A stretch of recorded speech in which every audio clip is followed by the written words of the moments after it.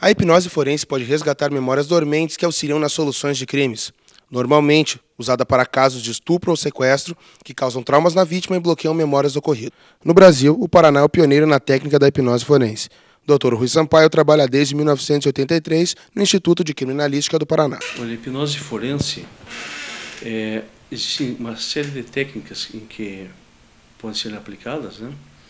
E nós utilizamos principalmente naqueles casos de vítimas e testemunhas de crimes. Então, por exemplo, um caso de assalto, de sequestro, de estupro, onde a vítima ela bloqueia as informações pelo trauma que ela sofre naquele momento.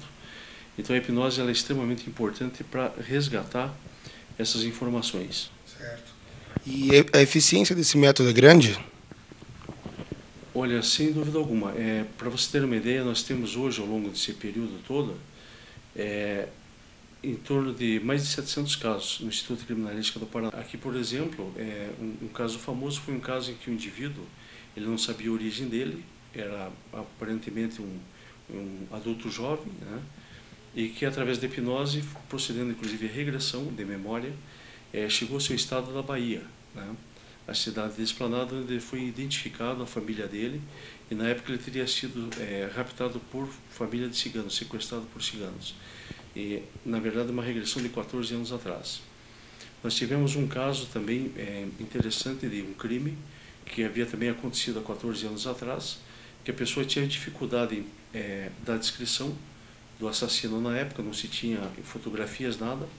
Foi feito um retrato falado para aquele programa chamado Linha Direta da Globo, né? E eu poderia te dar aqui mais uma série de dezenas de casos de repercussão, não só estadual, mas nacional, né? Em que a hipnose ela foi bastante importante na elucidação desses casos. O caso do Morro do Boi, recentemente aqui do Paraná, foi utilizado hipnose? Não, nesse caso não. Nesse caso, infelizmente, na época não houve a solicitação, né? E então esse caso ele não foi solicitado. É uma coisa que fica agora complicada, porque já se passou tanto tempo, né? O tempo até não é tanto a questão, mas a questão toda a polêmica que está envolvendo agora, né? O ideal teria sido ter sido feito na época do acontecido, né? O senhor acredita que a utilização da hipnose nesse caso teria ajudado a esclarecer um pouco desse caso que está tão confuso para a gente?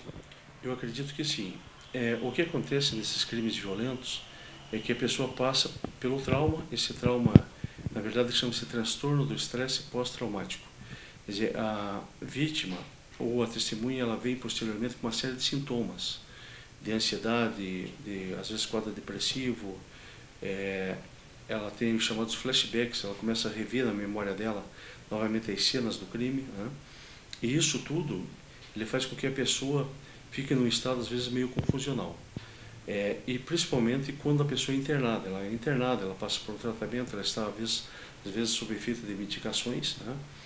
Então, a hipnose, nesses casos, ela é extremamente importante, porque ela ajuda a clarear isso, tirar esse estado confusional e, ao mesmo tempo, trazer à tona, de repente, com muito mais clareza, aquilo que a pessoa viu, percebeu naquele momento do crime. E é utilizado algum método de indução química na hipnose ou não? Não, a hipnose, o único método de indução da hipnose, ela basicamente é verbal, né? Dentro dessa metodologia de indução verbal, nós temos centenas de técnicas, né? Então, de acordo com cada caso, com a pessoa, isso é feito uma anamnese clínica, médica, né? Você vai exatamente optar por essa ou por aquela técnica, aquela que se adequa melhor àquele momento ou àquela pessoa. Certo, muito obrigado, Dr. Rui. E dispõe. Pedro Dourado para o Curitiba Agora.